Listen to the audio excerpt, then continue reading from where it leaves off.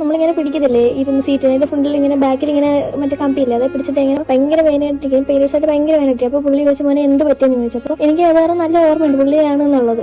അപ്പോഴാണ് ശരിക്കും പുള്ളിയുടെ ഫേസ് കാണുന്നത്. അപ്പോൾ ചോദിച്ചു എന്ത് പറ്റിയെന്ന്. അപ്പൊ ഞാൻ കാര്യങ്ങളൊക്കെ പറഞ്ഞു അയ്യോ പെയിൻ കില്ലർ വല്ലതും ഉണ്ടോ. അപ്പൊ അമ്മയോട് ചോദിക്കുക പറഞ്ഞു. അപ്പൊ അമ്മയ്ക്ക് വയ്യായിരിക്കായിരുന്നു. അപ്പൊ ഞാൻ പറഞ്ഞു അയ്യോ വേണ്ട ഏട്ടാ അറിയില്ല അമ്മ കിടന്നോട്ടെ എന്ന് പറഞ്ഞു. അപ്പം പുള്ളിയുടെ കയ്യിരുന്ന പാരസെറ്റമോൾ എടുത്തത്. ഇപ്പൊ തലവേദന വല്ലതും ഉണ്ട് ഇതിപ്പോ തൽക്കാലം കഴിക്കുന്ന ഇനി തന്നു.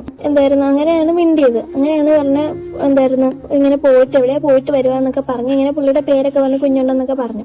അപ്പൊ എനിക്ക് ഇങ്ങനെ ഓർമ്മയുണ്ട്. അങ്ങനെ പറഞ്ഞിട്ട് കുറെ വർത്താനമൊക്കെ പറയുകയൊക്കെ ചെയ്തപ്പോ എനിക്ക് എക്സാമിന്റെ ഒക്കെ ടെൻഷൻ ആയിട്ടിരിക്കുന്നു. അപ്പൊ പറഞ്ഞു എന്തിനാ പേടിക്കുന്നത്, ഇനിയും നമുക്ക് എന്തോരം ഇങ്ങനെ കിടക്കുവാണ്, ഇനിയും എന്തോരം കാണാൻ, ഞാനൊക്കെ ഇത്രയും പ്രായം എന്തോരം സ്ട്രഗിളോടെ വരുന്നത്, ഇപ്പോഴും സ്ട്രഗിൾ ആണ്, ഇനി അങ്ങോട്ട് എപ്പോഴും സ്ട്രഗിൾ ആയിരിക്കും, നമുക്ക് ഒന്നും പറഞ്ഞ് പേടിച്ചിരിക്കാൻ പറ്റുമോ എന്നൊക്കെ പറഞ്ഞു. അപ്പൊ ഞാൻ പറഞ്ഞു എനിക്കിങ്ങനെ ഭയങ്കര ടെൻഷനാണ്, എന്ത് ചെയ്യണമെന്ന് അറിയത്തില്ല എന്നൊക്കെ പറഞ്ഞു.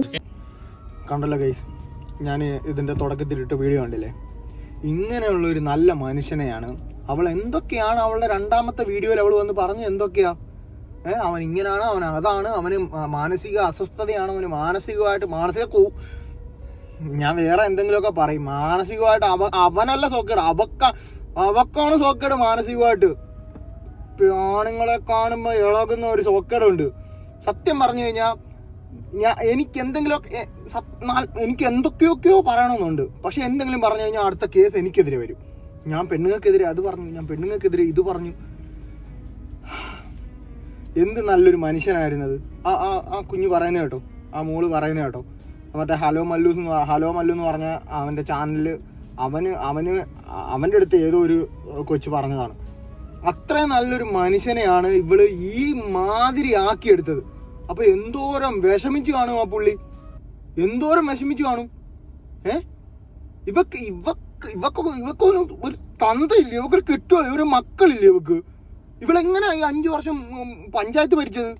ഇവള് പഞ്ചായത്ത് മെമ്പർ എന്തോ ആന്നൊക്കെ പറയുന്നു. എങ്ങനെ ഇവള് 5 വർഷം ഭരിച്ച്? ആ നാട്ടുകാരെ സമ്മതിക്കണം. 5 വർഷം, അതുകൊണ്ടായിരിക്കും 5 വർഷത്തെ ഭരണം കാരണമായിരിക്കും പിന്നെ അത് കൊടുക്കാഞ്ഞത്. എൻ്റെ പൊന്നെ, വെറുതെ എല്ലാ പെണ്ണുങ്ങളും ഇങ്ങനെയാണെന്ന് ഞാൻ പറയത്തില്ല. പെണ്ണുങ്ങളുടെ പേര് കളയാനുണ്ടാക്കിയ കുറെ തന്തയ്ക്ക് മുമ്പുണ്ടായ സാധനങ്ങളുണ്ട്. അങ്ങനെ കുറെ എണ്ണത്തിൽ ഒരുത്തിയാണ് ഇത്. ഒരുത്തി കഴിഞ്ഞ ആഴ്ച വന്നിട്ട് ഒന്ന് പോയിട്ടുണ്ട്, അബ്സാക്കിയ റജി എന്ന് പറഞ്ഞ അവള്. ഏതെങ്കിലും ഒരാണ് ചെയ്തെന്ന് പറഞ്ഞ് എല്ലാ ആണുങ്ങളുടെ മണ്ടയ്ക്ക് കയറുന്ന എന്തിനാ അവള്? സൂക്ഷിച്ചോ, ഇനി ഇതുപോലെ പല കാര്യങ്ങളും നമുക്കെതിരെ വരും. പല കാര്യങ്ങളും നമുക്കെതിരെ വരും. 100% ഉറപ്പാ. എനിക്ക് ഇത്രയെങ്കിലും പറഞ്ഞില്ലെങ്കിൽ എനിക്ക് ഉറക്കം വരത്തില്ല.